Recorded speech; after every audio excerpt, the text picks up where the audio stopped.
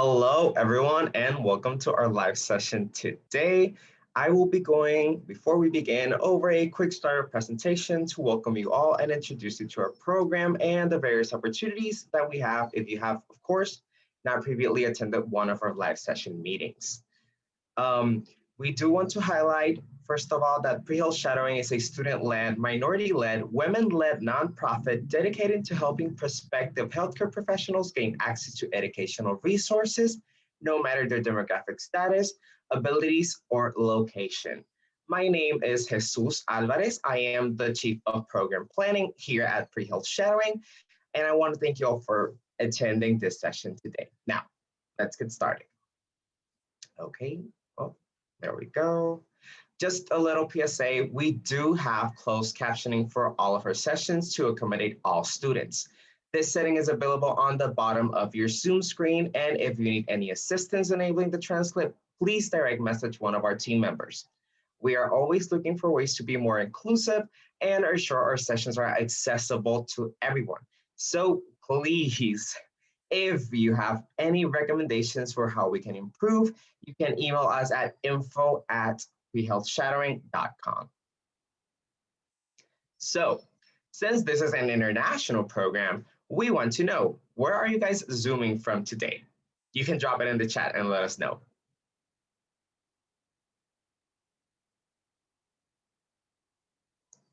Wonderful. Okay, thank you so much for sharing, you guys. I myself am Zooming from the wonderful island of Puerto Rico in the Caribbean. Okay, so we can move on. If you want to stay in the loop, follow us on social media. We are active on both Instagram and TikTok, or you can also sign up for our email list on our website to never miss a session.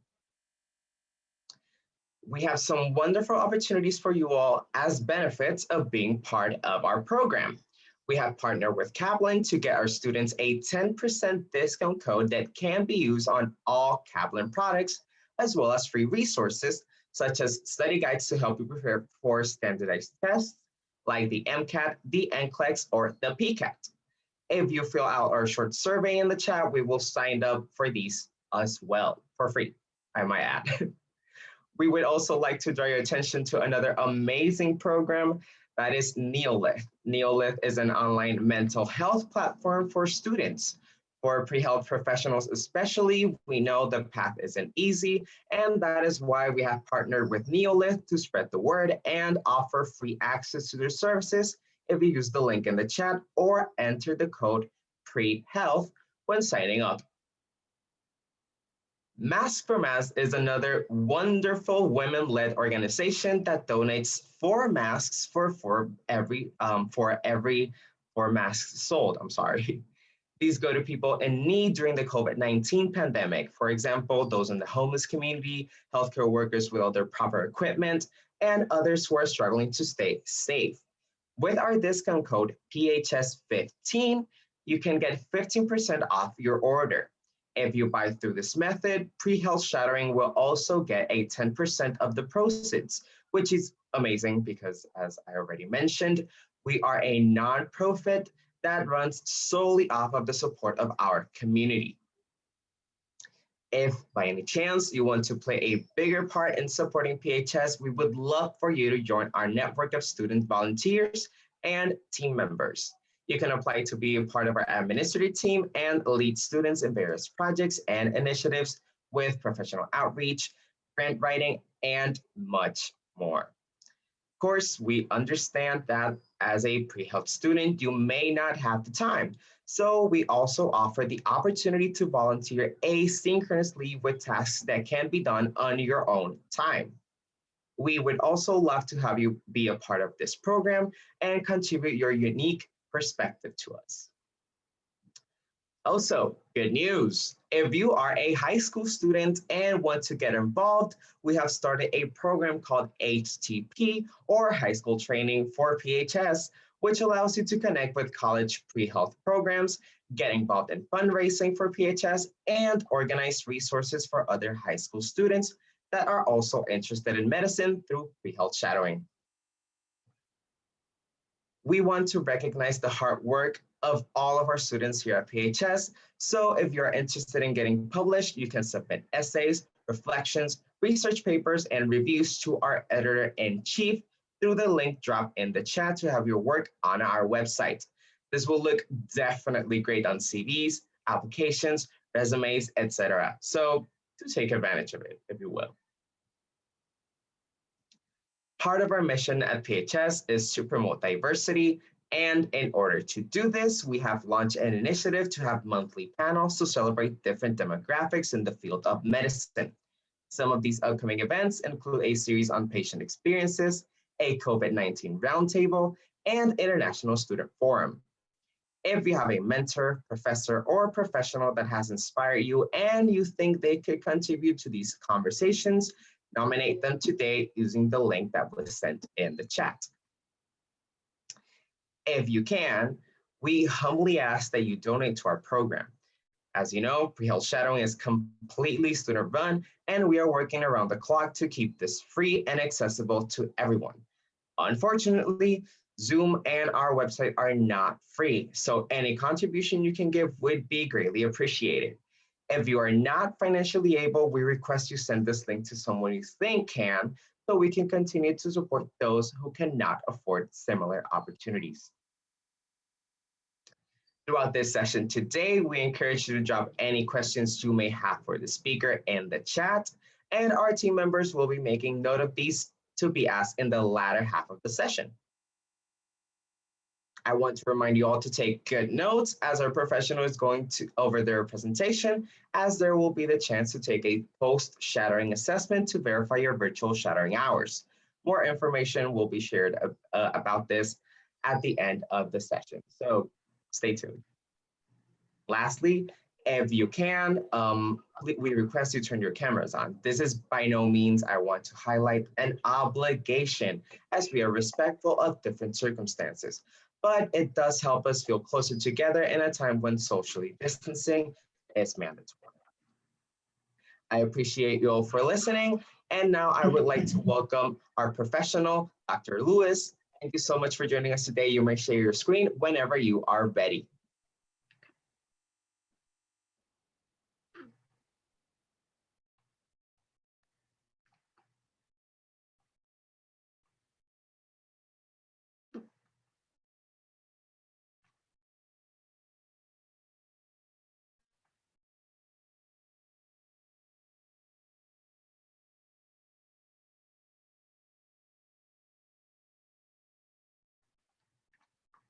One second.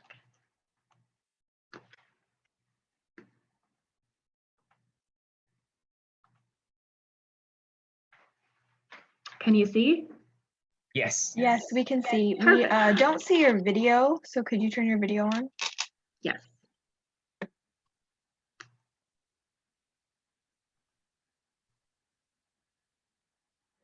Awesome. Okay. All right, welcome everyone. My name is Dr. Joanna Lewis. I have my Doctor of Pharmacy degree and my Master's of Business Administration. And I also have an online community where I really promote wellness in just healthcare in general. So today, I wanted to just have a disclaimer. I have no financial compensation. This talk is an original work and it's not affiliated with Baptist Medical Center. We're going to go through just some general pharmacy points today. I'm going to talk to you about me, my journey, what pharmacy is, what I do in a day, and then I'm going to pivot a little bit because I do get a lot of questions about social media and healthcare, how they can have a presence on social media, how they can build, and just talk about wellness.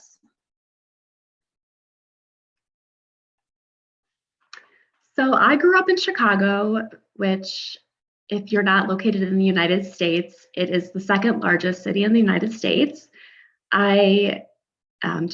My parents at the time were affiliated with a religion, and I went to a private high school and then attended a college, a religious college for a couple years.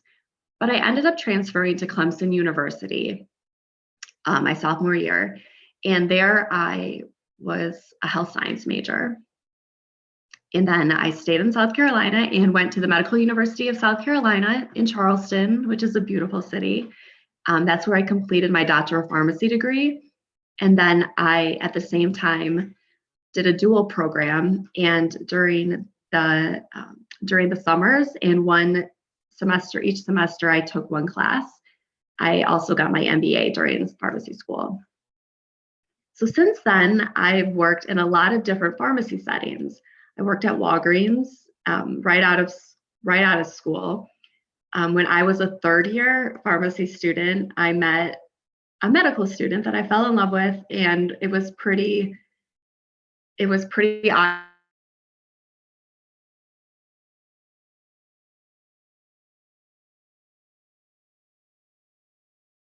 School. And with his residency, he ended up doing his residency at Duke University Hospital. So we moved to North Carolina, and there I worked as a clinical pharmacist at the University of North Carolina at Chapel Hill for a couple of years. And then I switched over across the city and worked at Duke University Hospital for pharmacy administration. When my husband finished his residency, we moved to Florida, and I actually took a few years off, but ultimately I ended up finding a job, which is where I am now, working at Florida as a 340B coordinator. So why did I choose pharmacy? In high school, I thought if you liked math and science, there weren't a lot of directions you could go. You could either be a physician, you could go be a doctor, or you could, be in a lab somewhere.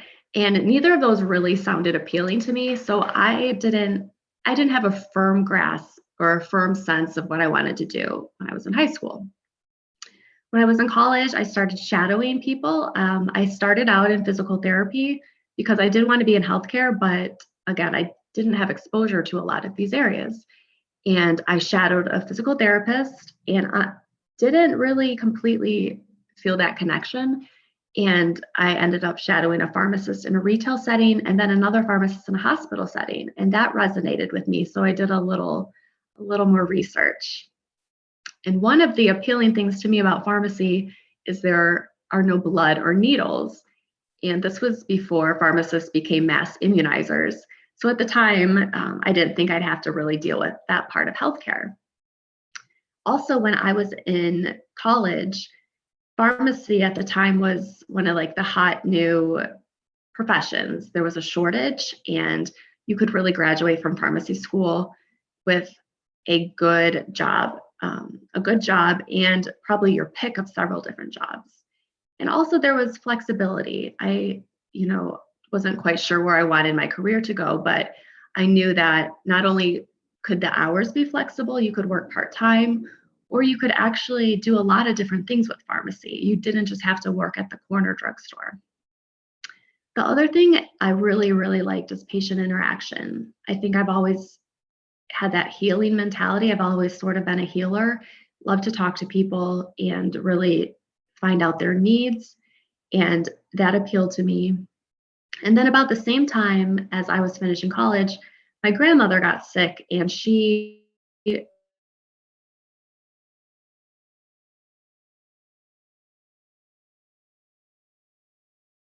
one of those medications was warfarin. So I think, as you all know, warfarin is one of those medications you have to monitor, and just seeing how her drug levels had to be monitored, how different medications would interact was very interesting to me. So what is pharmacy?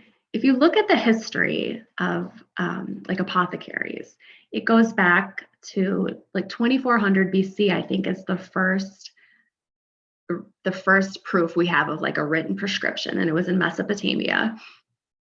But since then, just throughout the ages, every culture has had their own form of healer or apothecary or somebody who really looked at plants for medicine. In the United States, in the early 1900s, the pharmacists were primarily responsible for compounding and making their own tinctures and prescribing. So if somebody came into their store and said, "My stomach hurts," the pharmacist would, mix some things together and give them pretty much a prescription for their ailment. And then in 1951 in the United States, we had the passing of the Durham-Humphrey Amendment. And this was an amendment to the 1938 Food, Drug, and Cosmetic Act. And this really changed the practice of pharmacy. It had pharmacists focusing more on over-the-counter medications, like recommending over-the-counter medications, not prescribing. It had us dispensing prescriptions and then monitoring the safety of medications. The pharmacy world has only expanded. So in the 1980s, pharmacists started to get a lot more involved in clinical settings. So on the hospital floors, they started working with the hospital care teams. And right now we practice in almost all healthcare sites where a medication is dispensed. So hospitals, retail, nuclear pharmacies, which a lot of those medications are used in interventional radiology, long-term care, home health, and there's just a lot of different practice sites that you can be in. Pharmaceutical companies. Practicing laws on pharmacy are governed by the DEA. We also have rules by the FDA and then our local boards of pharmacy. And a good example of how our local boards of pharmacy are different is if I was going to get a prescription for oxycodone, like an opioid, one state would have a dispensing rule. You had to get that filled within 48 hours. Another state, you have to get it filled within 7 days or it's not valid. And another state would be 30 days. So each state has a little bit of differences when it comes to opioids and practice changes.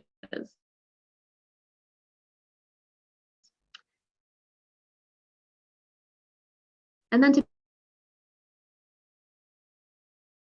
be a licensed pharmacist, you have to have gone out of hours. And then you also have to then within each state to practice in each state, you have to practice, it's called the MPJE and it's the law exam. So I'm licensed in 3 states and right now I'm in Florida, but I can't go practice in Alabama because I'm a pharmacist, just because I'm a pharmacist. I would have to take the Alabama MPJE to get licensed there.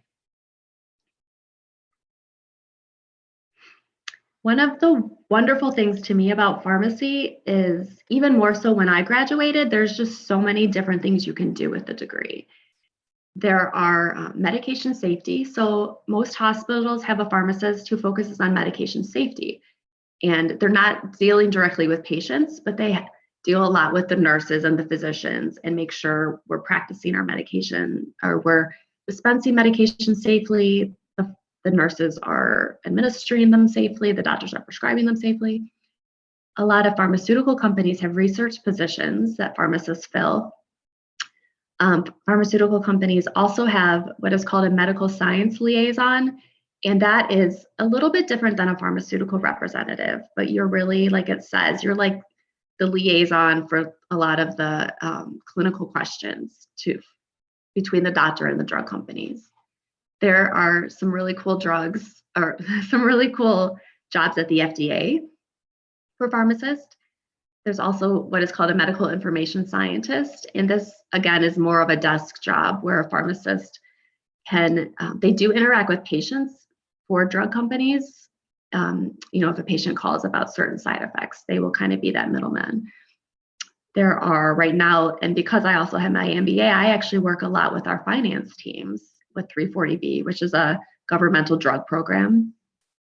And then if you go on social media, I think it's opened up a whole new world of career paths. A lot of pharmacists are getting into health coaching, nutrition coaching, career coaching. I've seen fitness coaching. So I think there's a wealth of opportunity of things you can do.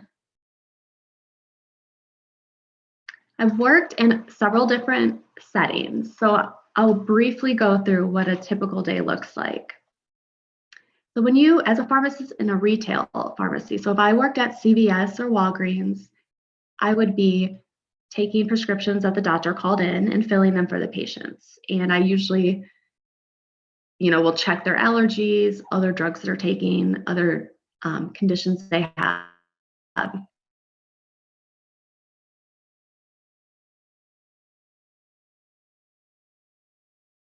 After the pharmacy degree, you cannot prescribe, but we do recommend over-the-counter medications.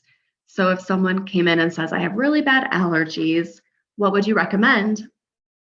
I could take them and say, we would ask them a couple questions like, do you have high blood pressure? Because there's certain medications you can't take if you have high blood pressure. Are you pregnant? Are you breastfeeding? And then from there, I would usually say, I have Claritin, Zyrtec, or Allegra. We talk about price, that usually plays in when the medications are equal. And then drowsy, non-drowsy, etc. So that's kind of how recommendations usually go. Retail pharmacy can be very busy. Hospital pharmacy is a little bit different. You can work in the actual physical pharmacy in the hospital, sending medications to patients, filling medications, ordering the medications from the manufacturer. Or you can work as a clinical pharmacist. And I think this is a very rewarding pathway. You usually have to do a residency for this, but a lot of the field of pharmacy is shifting to this kind of work. So as a clinical pharmacist, when I worked at UNC, I've mainly covered cardiology and the cardiac ICU, and then covered GI surgery. So what I would do, and I'm not sure if you know this, but if you're in the hospital and the doctor says you need to take amoxicillin, like nurse, go get them amoxicillin. The doctor writes the order, but the pharmacist, the medication isn't released to the nurse from the cabinet until the pharmacist verifies the prescription. And it's important because we catch a lot of different things, a lot of interactions, especially in the hospital setting. We can prevent a lot of drug errors by having that role. And then there's also the pharmacist will also, that when you think of hospitals, you think of emergency, very acute situations. So in the emergency room or something, if a patient comes in and needs the stroke drug, it's like a stat emergency. Pharmacists are very involved in that, in the dosing. A lot of hospital medications are weight-based. So pharmacists, again, we have to check a lot of the doses in these emergent situations. And then that, when the pharmacist verifies the order, it gets sent down the hospital pharmacy to send up. So I did clinical pharmacy for a couple years. I think it's an amazing profession, but just for me personally, it wasn't the fit that I was looking for. And since I did have my MBA, I've always liked the regulatory side of just pharmacy in general.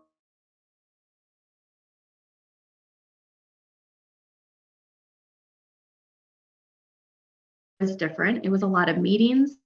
It was a lot of planning. We were building a new hospital and we had a new computer system we were implementing, but it was very rewarding. It was a lot of process improvement, a lot of performance improvement where I had to look at, we're dispensing a medication like this. Could we do it better?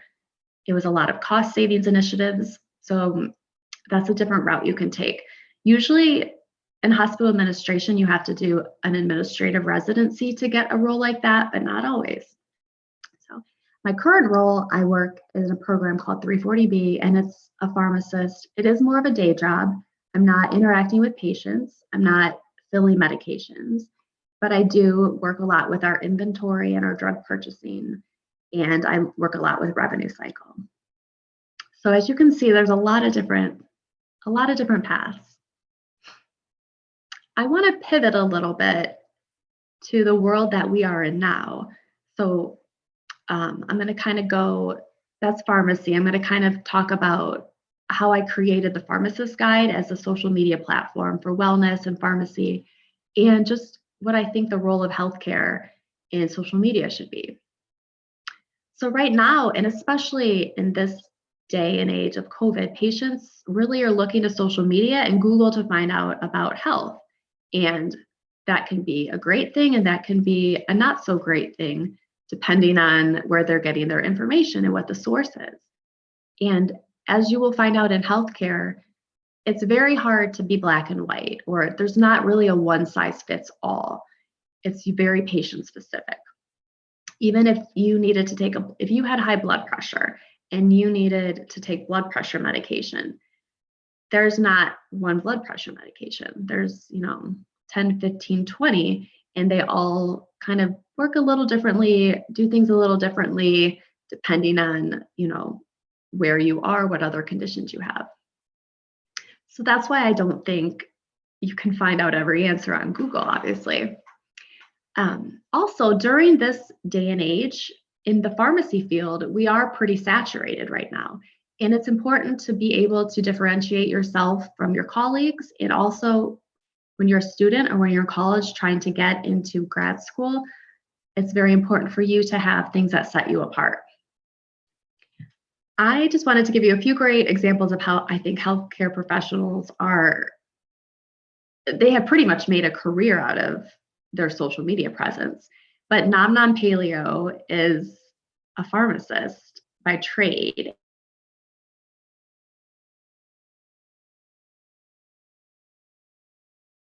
And she's created this great online prep platform, ZDog MD and Dr. Mike. And they really have done a great job of kind of creating a personal brand. But you don't need to do it on that level by any means. I think what I want to say in this area is even just being, if you want to set yourself apart as being really good at infectious disease, have your LinkedIn profile and comment with like-minded people. That's kind of how you're networking. So you see a physician, like a leading ID physician, you comment on their post. You post things that have to do with infectious disease. That kind of builds, a little personal niche for you. And then some rules, of course, especially as healthcare professionals, never ever have any patient information on your social media. I don't even think without permission we should be posting pictures with our patients. Obviously, no prescribing. I'm not going to tell somebody what to take over social media. I can give you a lot of information, but I don't think this is the place for prescribing medication. No negativity. I think there's enough negativity out there. And I think healthcare as a profession, we really are here to support others. And then obviously no name calling. So I built the Pharmacist Guide as a social media platform really after a big time of burnout in my career. I liked my job a lot, but it was a lot. And I didn't know how to take care of myself, like in the wellness space. It became my space of creativity. I had been doing, healthcare is you just kind of use a different part of your brain, and I missed using my creative side. And I also saw a lot of negativity in my work environments. When I worked at Walgreens, UNC, Duke, they're all amazing people, but there was a lot of burnout, not just with pharmacists, but nurses, physicians, healthcare professionals. And I needed to counteract that. Like even for myself, I was just negatively getting pulled down. I also think it's very interesting when you cultivate an idea. I'd never really had a project or dream that I started from scratch. And to me, that was a challenge, but very rewarding. And if you look at research just for having like a meaningful life or purpose, or even really excelling in your career, a lot of recommendations are to have something outside of your work. So a lot of these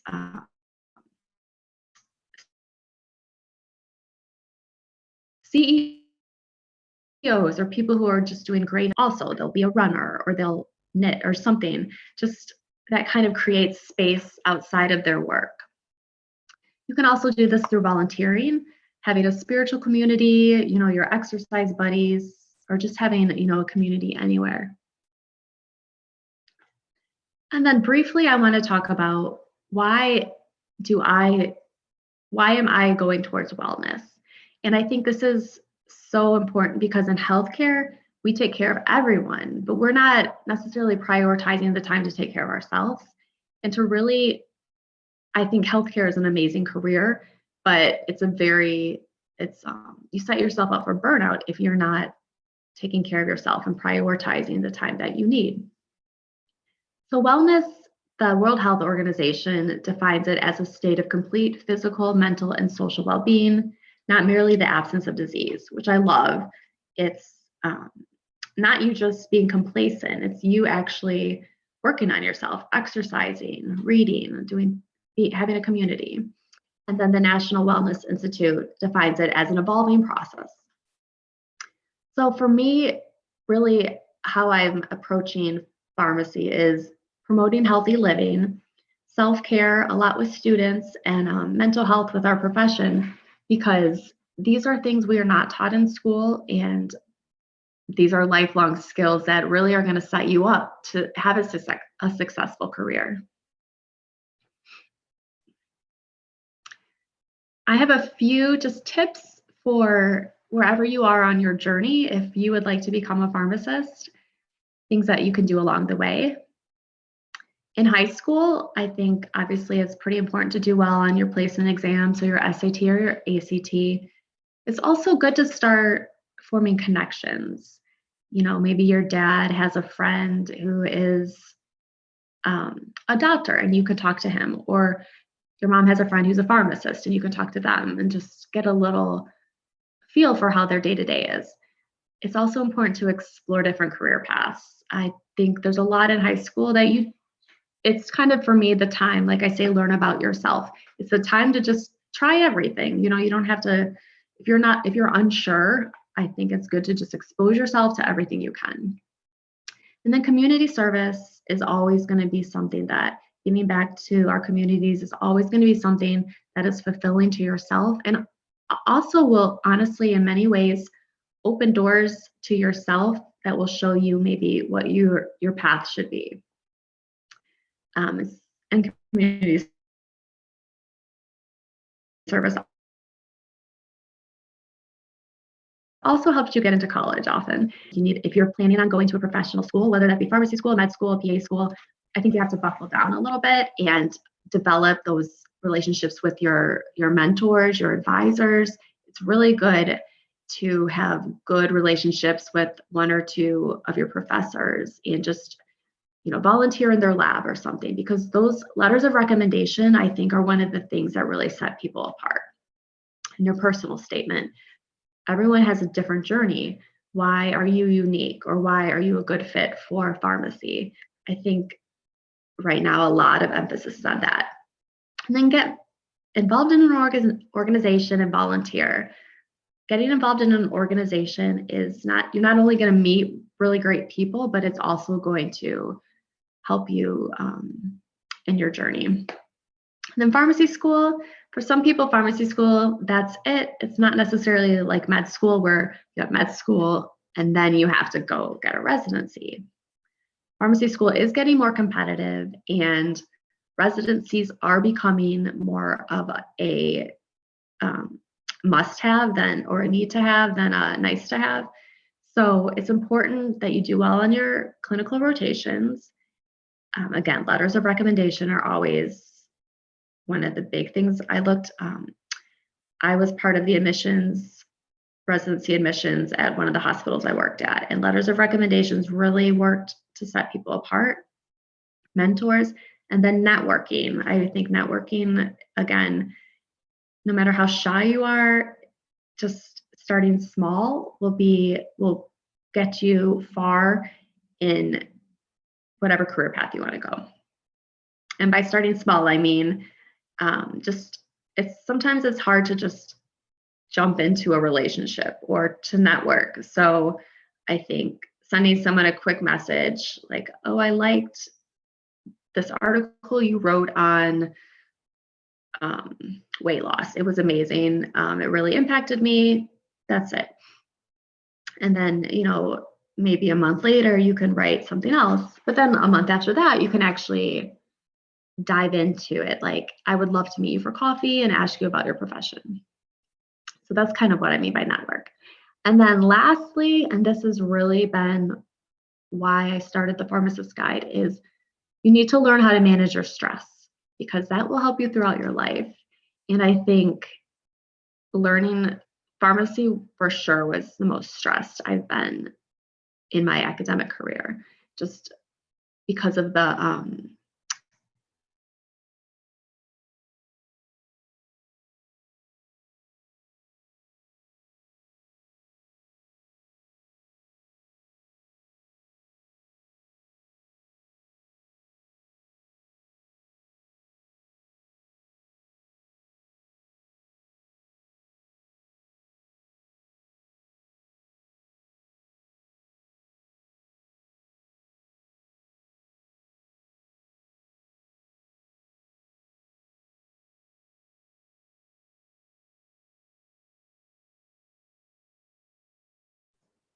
Dr. Lewis, I don't know if it's on my end, but Yeah, me there's too. a problem with your audio, I Mine believe. too. Oh, okay.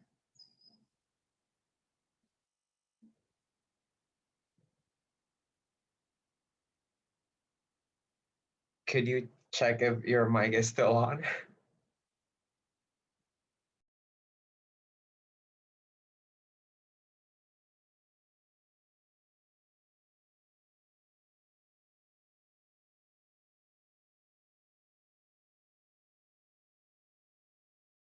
Okay, we don't know if we can't hear you still.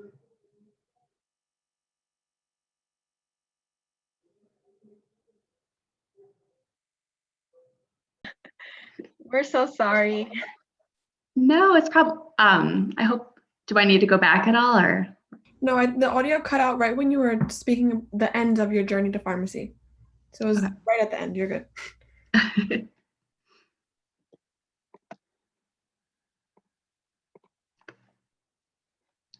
We do have some questions. I don't know if how you want to take them or we can take Oh, them. we're in the Q&A session. So Yeah. thank you so much, Dr. Lewis, for your presentation. I'm sure everyone had so much fun with that and just learning about your career trajectory.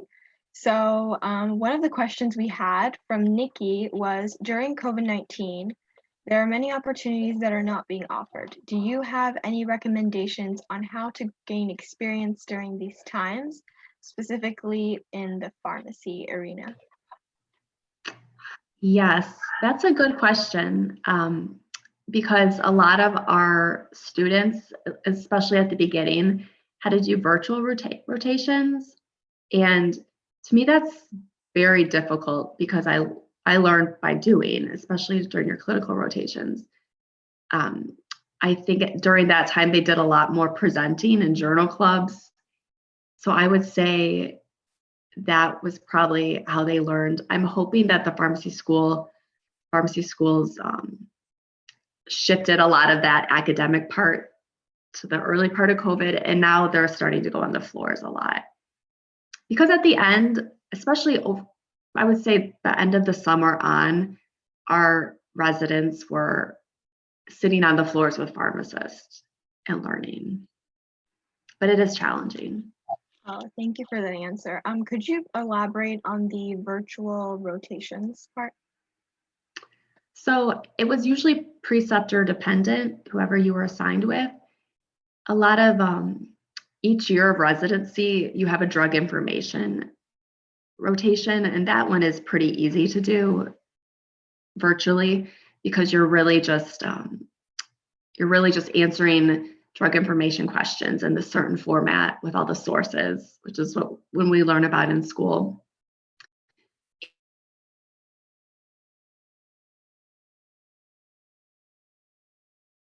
And I think a lot of them would do and they would do patient cases, but it wasn't some of your clinical rotations, you actually round with the doctors. So they weren't doing that part. And you'd learn a lot on the rounds.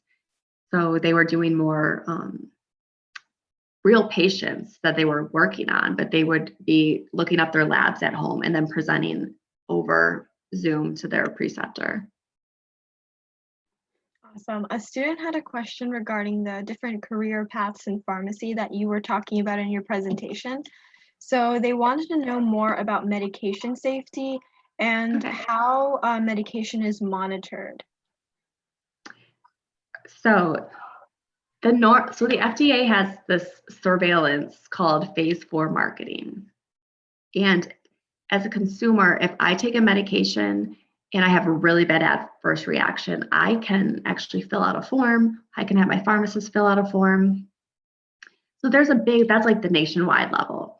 And then pharmacy has different big organizations. One is ISMP, the Institute of Safe Medication Practices, that sends out recommendations to everyone. So we have every hospital I've worked at, I think this is pretty normal, has had a medication safety pharmacist. At Duke, we had a medication safety team. It was 3 or 4 pharmacists. And it really was, it's very broad, but when you're on that, if a nurse is giving a drug in an IV and they have questions about the rate, they would type out guidelines, and they would work a lot behind the scenes about the guidelines for that. Or if a physician, if there was a new drug that got approved by the FDA, and we were wondering, should we start using it at our hospital? A lot of times they would help review all the research information and make a recommendation. They also, sadly, there's medication errors in the hospital, and we have a reporting system. So if a nurse accidentally, and you hear about these all the time, a nurse, 2 vials, 2 different medications, but they look the same and they're close to each other, if they grab the wrong one, and again, that happen more than we would like it to, but it does happen. So the medication safety pharmacist has to develop a plan, and their plans are usually multi-tiered. Like, we're never going to put those medications next to each other. We're also not even going to put them in the same cabinet. And then lastly, when the physician goes to order it, we're going to put these checks and balances in. So they kind of do a lot of that groundwork. Okay, I see. Thank you. So another student is asking, what is your opinion on the current trends with supplements that may have dangerous side effects? And they also want to know why the FDA isn't responsible for these supplements. That's a good question about the FDA. It's just they've always been under a different,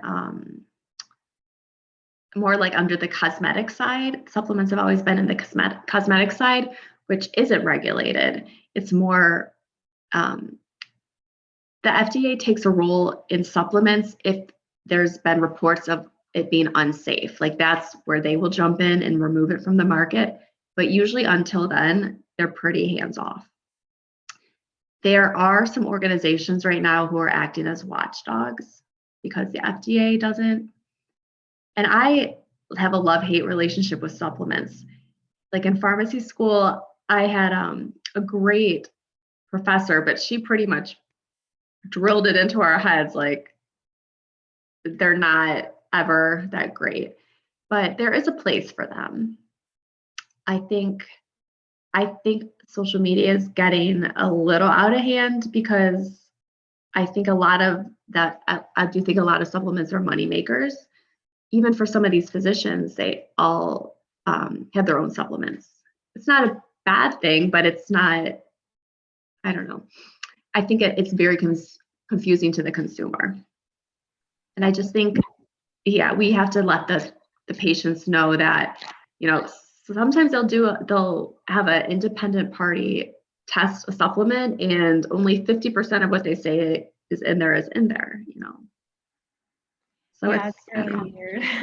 Sometimes there are independent parties that try to make benefit or just try to make profit, and they really don't care about regulation or safety. So that can be really dangerous. Very dangerous. So again, like, I try hard when I recommend. I mean, there are certain supplements that are proven, like vitamin D. My doctor had tested my levels and had me take vitamin D. I think situations like that, if you're under a doctor, but some random goat something, like, there's a lot of really strange ones out there that you don't know where they're getting this from. So yeah.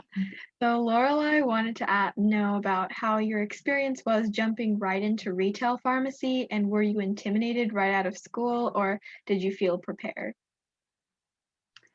I don't think you ever feel prepared, because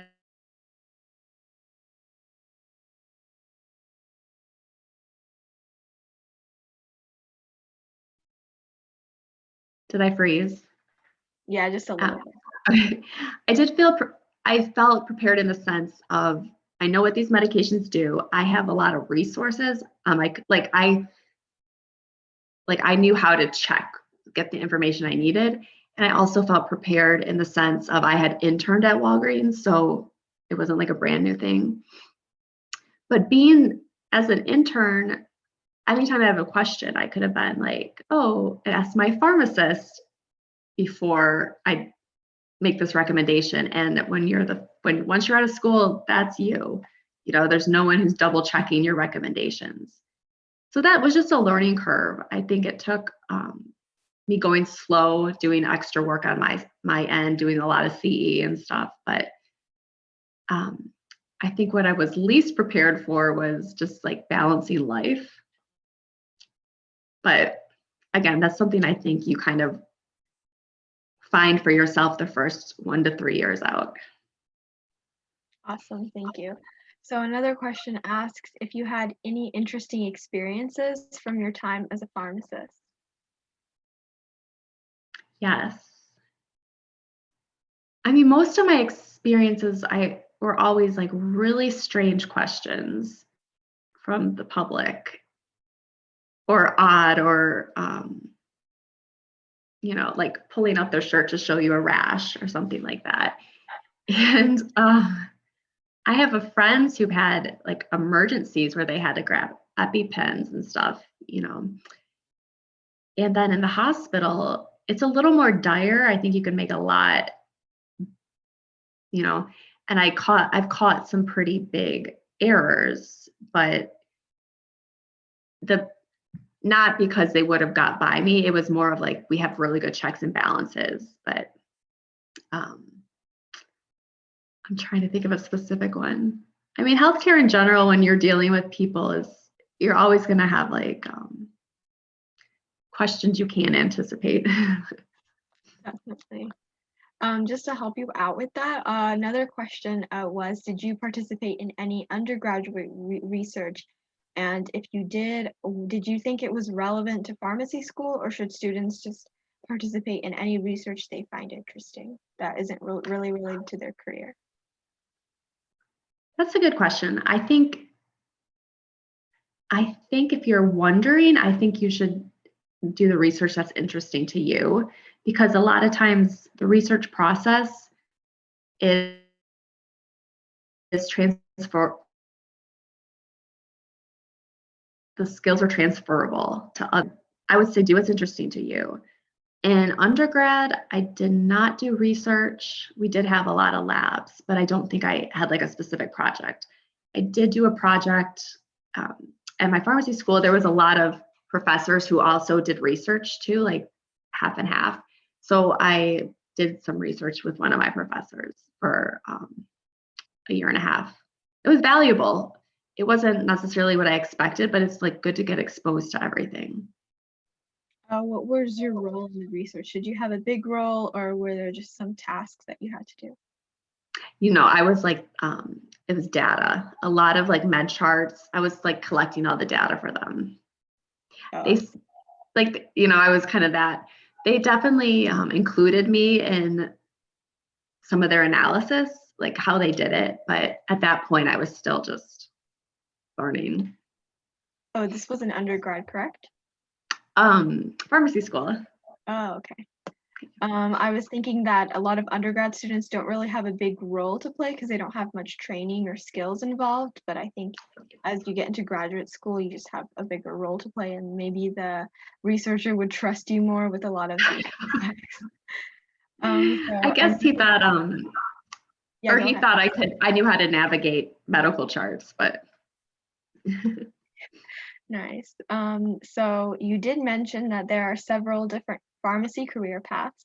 If you hadn't gone into the pharmacy career path that you're currently on, was there another one you would have picked, and why?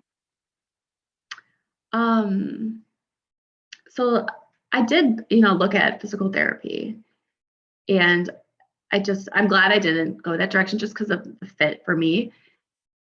But I really feel like, especially with how social media world has taken off and how we're so much more connected than we were even when I was in school, I think I would have thought about things differently. I do love pharmacy. I like being more in wellness, though. I think I would maybe find more of like an education kind of role where I speak to others and help others really understand on a basic level. Kind of the skills I use in pharmacy when I talked about recommending here Zyrtec, Claritin. or Allegra, just really helping patients more with lifestyle modifications and understanding if you exercise, this will decrease your risk of diabetes and heart complications. Yeah, education is really important.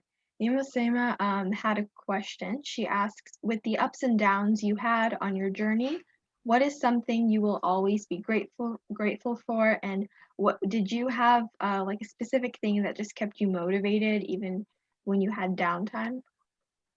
Wait, can you repeat the first part? The first part was, with the ups and downs you had on your journey, what is something you'll always be grateful for, and what keeps you motivated? Okay.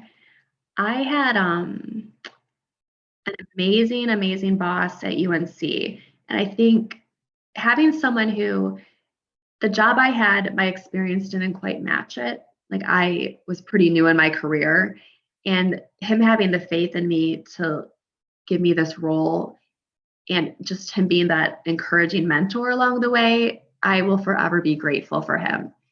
And then my boss at Duke will forever be, I feel like I've had some really good like bosses and colleagues around the way that have really impacted my career and where it went. And then what was the second half of the question?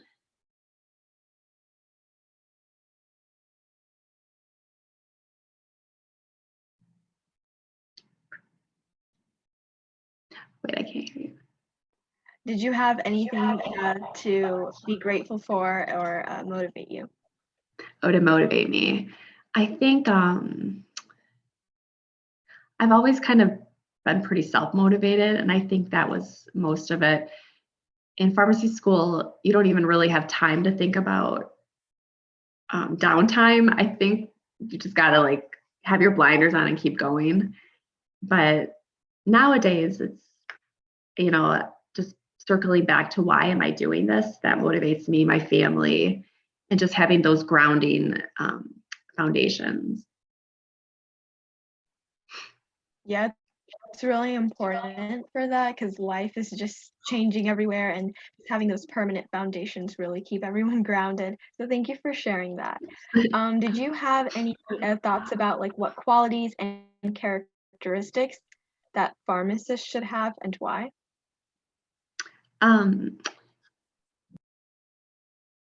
Yes, I do feel like, and I can't really pinpoint this, but a lot of pharmacists always have like these same characteristics.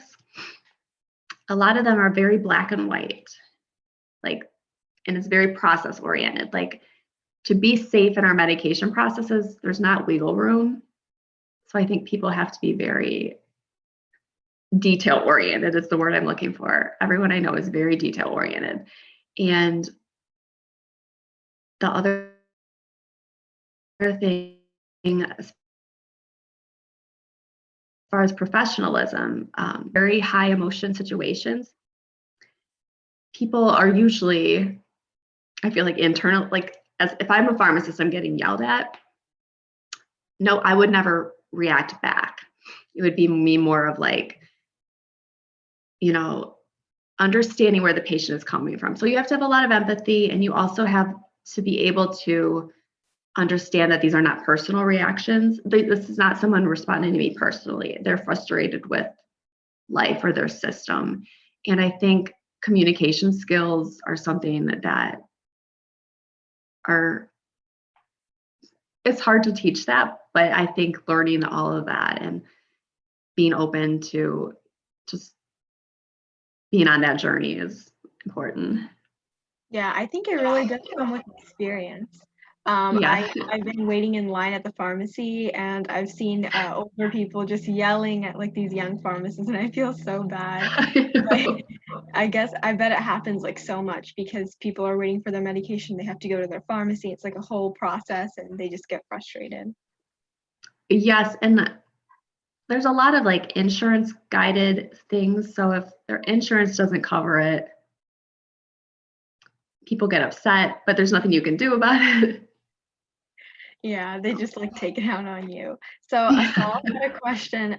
Do you think it is good to get a bachelor's of science for your undergrad, or should he enter the pre-pharmacy program? So the pre-pharmacy program, I think, is more popular right now. And if I understand what he's asking, it's just a 2-year program, and then you do your 4 years of pharmacy school. I mean, maybe I'm partial because I did the 4-year undergrad, but I also didn't know right when I graduated from high school that I wanted to be a pharmacist. It kind of took me a couple of years in college. So I like the college experience. I think you learn a lot during those 4 years, not just academically, but just about yourself, and you develop relationships. So, I mean, if you're not stressed about graduating early, it's also very hard if you graduate as a pharmacist and you're 24. Sometimes the public just doesn't necessarily take you seriously. Again, you can definitely do the job very well. I don't think that's the issue between like the 4 and the 6 and the 8-year programs. It's more about your own self.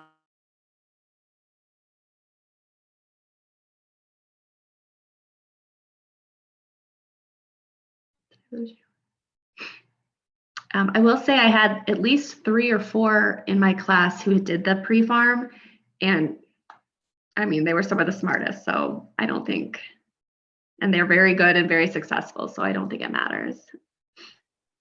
Awesome. I hope that helped us all. Vishali had a question. Would you say that there is a high demand or a low demand for pharmacists today? And do you see this changing in the future? So, like, the current job market pre-COVID was not good in the sense that pharmacy students were graduating and some didn't have a job lined up. That was unheard of 10 years ago. A lot of that has to do with they've opened a lot of pharmacy schools in the last like 5 or 7 years. But Medicare is starting to, there's paperwork or there's legislation to start recognizing pharmacists as providers. And I think there's a lot of movement in the pharmacy space of different things we can do. So in that sense, if pharmacy is your passion, I wouldn't let the job market scare you from going into it. I do think you just got to differentiate yourself a little more now to be an attractive candidate. Awesome.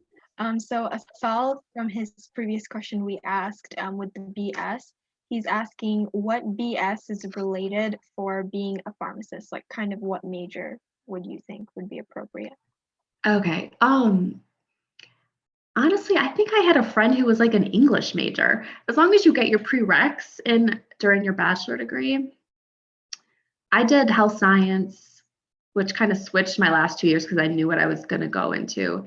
There is a bachelor's of science, but I do think a lot of colleges have like a health science degree, which kind of goes for physical therapy, PA school, pharmacy, and maybe occupational therapy.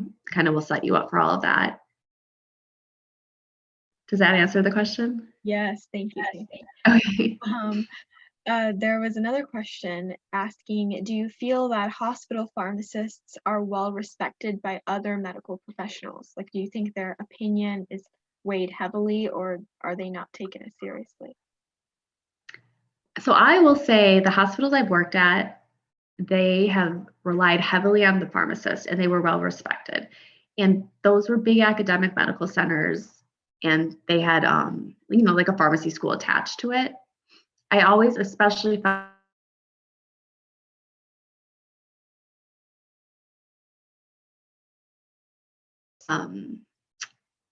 so I think, but I have been in a small community hospital where the pharmacist was just like, I mean, I just remember them being like, go away. So it does depend, but I do think the more the public is educated on the role of pharmacist, other than just dispensing pills, I think they are getting a lot more respect. And the nurses, I have a lot of, the nurses, we get lots of respect for. Where the nurses and pharmacy butt heads is when the nurses can't find their medication. And, it's like poofed into the air on the floor or something. Yeah, I can imagine that. So relating to pharmacy school, how was the transition from undergrad to pharmacy school? Like, were the classes really different and difficult to do, or were they kind of similar to undergrad? Because some of the physicians we've had shadow with us, when they started medical school, they were talking about how it's just a huge adjustment from undergrad to medical school, and they had to spend a lot of time just getting used to the how med life is. So is it the same for pharmacists in pharmacy school?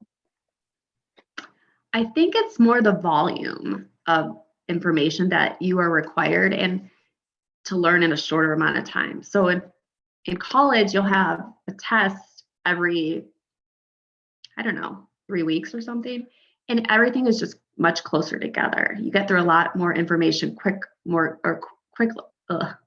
know what I'm saying? And so you have to do a lot more studying. That's what I found was the hard part. Especially in the first 2 years, it wasn't the information that was hard. We did a lot of biochem, we did microbiology, medchem, but we had already had those prerequisite foundation classes. So I guess if you did well in your prereqs, those were kind of a review in many senses. But it was just, you kind of learned the microbiology you learned in college plus, and they just took it a whole step further. So I guess in that sense, I don't think the material, like you can learn the material, you just have to pack it in. It's a lot more quantity. Yeah, I guess the study schedules have to be really like cramped in because of all the information. Yeah. There was another question asking, you mentioned the importance in reaching out to network in your presentation. Did you ever experience rejection while reaching out to others? A lot of our students have. Because in-person shadowing, because of the pandemic, you really can't. So they face a lot of rejection. So did you have any rejection, and how did you learn to just not let it get to you and just keep reaching out? Okay. I think I'm trying to think if I never maybe had rejection because I didn't really reach out to people, so I never even gave myself that opportunity.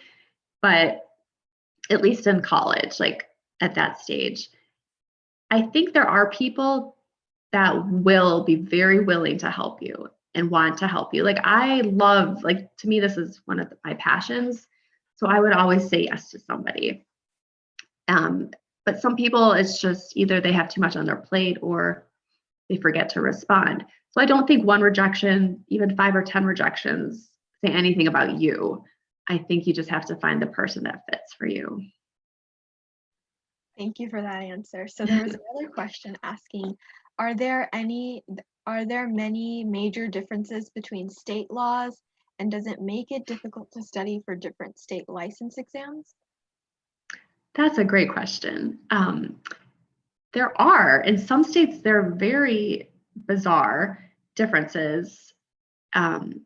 Like in Florida, you have something called a consultant pharmacist that is not in other states. And so you have to kind of learn what do you have to do to be a consultant pharmacist? What do they do? Their expectations. In North Carolina, you have something called a CPP, a certified pharmacy practitioner, which is like a nurse practitioner.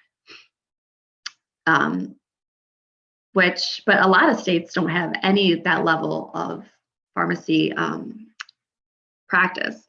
And then I remember when I got licensed in Illinois, I had to dispense a narcotic, and the laws were like, if they didn't pick it up within like 3 days or 7 days, that was like an invalid, canceled prescription.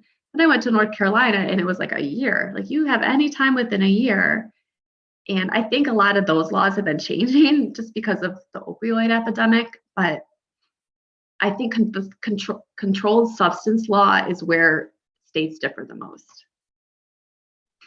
Oh, that's very interesting. I didn't know that people can wait for a year to get their medication. But thank you for sharing that. How has having an MBA benefited you as a pharmacist, or if it doesn't really have an influence as a pharmacist, just personally, did you develop any skills with your MBA? Yes, I'm so glad. So I didn't go the residency route, and I talked a little bit in my presentation. Part of it was because my husband was in med school and I wasn't sure where his residency was going to be. But really,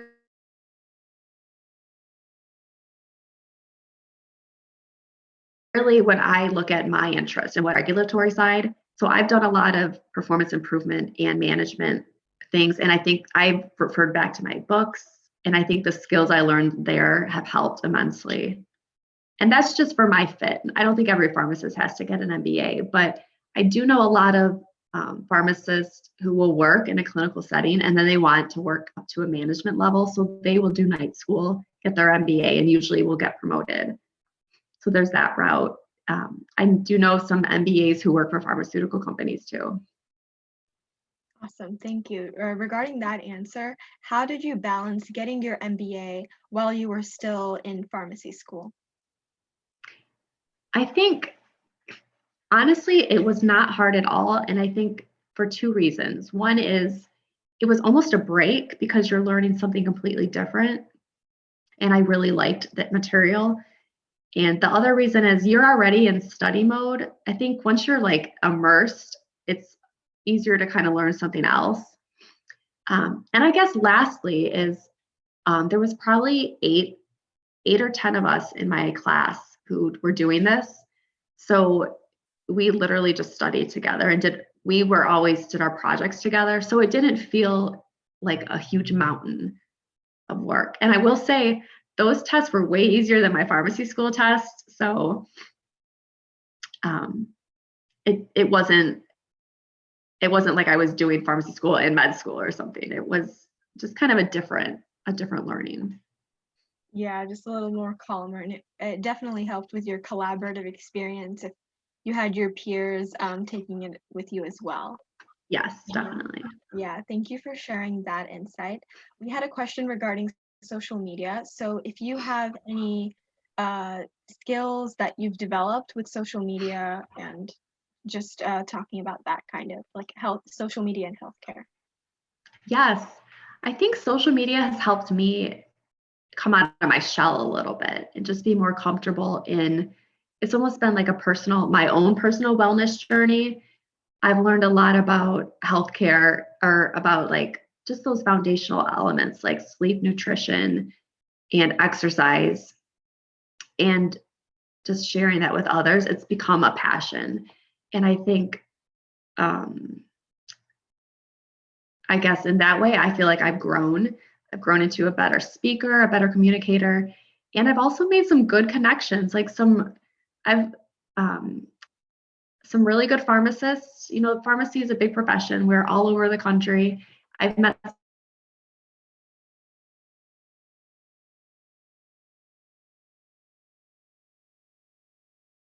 a great tool. Thank you. Did you have any podcasts or social media accounts you'd recommend for our students to follow?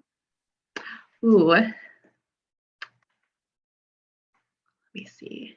That are pharmacy related? Pharmacy related, or just that you found helpful, just healthcare related? I'm thinking, is there a way for me to like message that back to you? Because there's a lot of wellness influencers that are necessarily not science-based. Mm-hmm. So I don't always feel like they're the best. I think there's some good functional medicine physicians, Dr. Mark Hyman and Dr. Stephen Gundry. I really like their content. And then there is, I think there's this New York medical practice called Parsley Health, and they are really kind of starting to treat the whole patient, which I do think medicine is going towards, and we should be going towards. So they kind of look at, you know, I'm not just treating your heart disease. I'm going to look at the whole picture. And I get a lot from their account too. It's parsley, like the herb. Thank you for that. Thank you for sharing that. Just one last question for you. By the way, thank you so much for your answers. They're very detailed. Of course. Thank you. Just one last question. Did you have any advice for our pharmacy students here? I think I really do think like everything's going to be okay. I think we stress so much about one grade or one interaction that we think is going to lay the groundwork for our whole career. And I think you just keep getting back up and doing your best and studying hard. And I think there's a great quote, do your best until you know better and then do better. I love that because, we study how we think we should study and then it doesn't work. And then we learn a new way. So I think just keep evolving. Thank you so much for your awesome presentation. It was very informative. Thank you for your time here. I'm going to go ahead and share my screen so we can get started with our wrap-up presentation. But just Okay. Thank you for your presentation so much. Thank you. I appreciate you.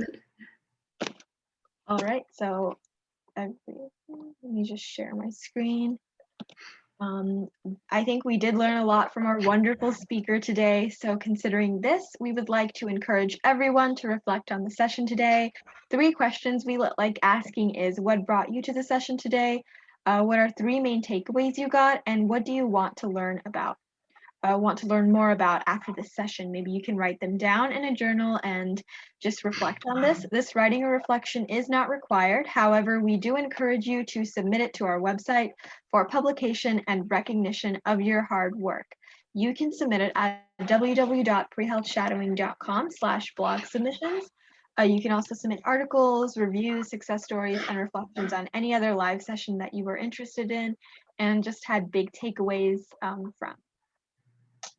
So if you are interested in being part of pre-health shadowing and you want to learn more and get involved with us, you can definitely visit our website and become an asynchronous volunteer to get certified hours through professional nominations, graphic design, grant writing, social media promotion, video production, and so many elements that we have to keep pre-health shadowing running. We are also accepting team member applications if you want to take on a more active role in PHS and lead projects and initiatives and kind of collaborate with so many of our wonderful volunteers and team members. So if you're interested in that, do look at the link in the chat and kind of apply for our positions that we have.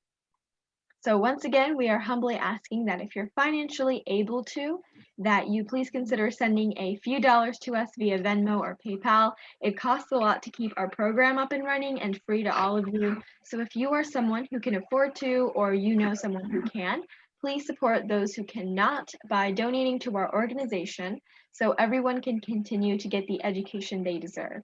Otherwise, we simply ask that you spread the word about pre-health shadowing so we have a lot of students getting their experiences during the pandemic when they might not have an opportunity to do in-person shadowing. So now for the part we've all been waiting for, how to earn a digital certificate for the virtual shadowing hours. So first, you're going to go onto our website on the screen. It says prehealthshadowing.com, and you're going to enter our professional's name and search for them in the upcoming sessions. Our presenter today was Dr. Joanna Lewis. Next, you can take our quick 10-question multiple choice quiz based on the content from the session today. You will have 30 minutes per attempt to earn a 70% or higher to get your certificate. We know that sometimes technology can be difficult, so for this reason, we allow everyone to take 2 attempts to take the assessment. But if you do run into any difficulties, please contact us to ensure that our website does not crash from a high influx of students. The quiz will be open indefinitely, so you may take it tonight or tomorrow or next month. But once you have passed, you can click the Finish Course button that will be at the bottom of the professionals page, download your certificate verifying your virtual shadowing hours. To view your past certificates on the website, go to your profile and you can see all the certificates you earned in the past session. And you can download it from there as well. So if you missed a part of our session or want to go back and just refresh your memory before taking the assessment, you can view this session and other sessions to earn more certificates at our YouTube channel. The channel is called Pre-Health Shadowing, and you can definitely look at our previous recordings, that any of them that may interest you. You can also find them via the professionals pages on our website and take the post-shadowing assessments for any that you like or all if you have the time to do so. So be sure to follow us on social media and subscribe to our email list for the latest updates on upcoming sessions and events. We are currently booked every weekday until June for virtual shadowing sessions. So I hope to see you guys at the future sessions, and I hope you guys can explore the different career pathways in healthcare. Thank you so much for joining us today, Dr. Lewis and the students. Please stick around if you have any questions for myself and other team members, and we will be happy to answer them. The shadowing session is officially over, and I invite everyone to log off.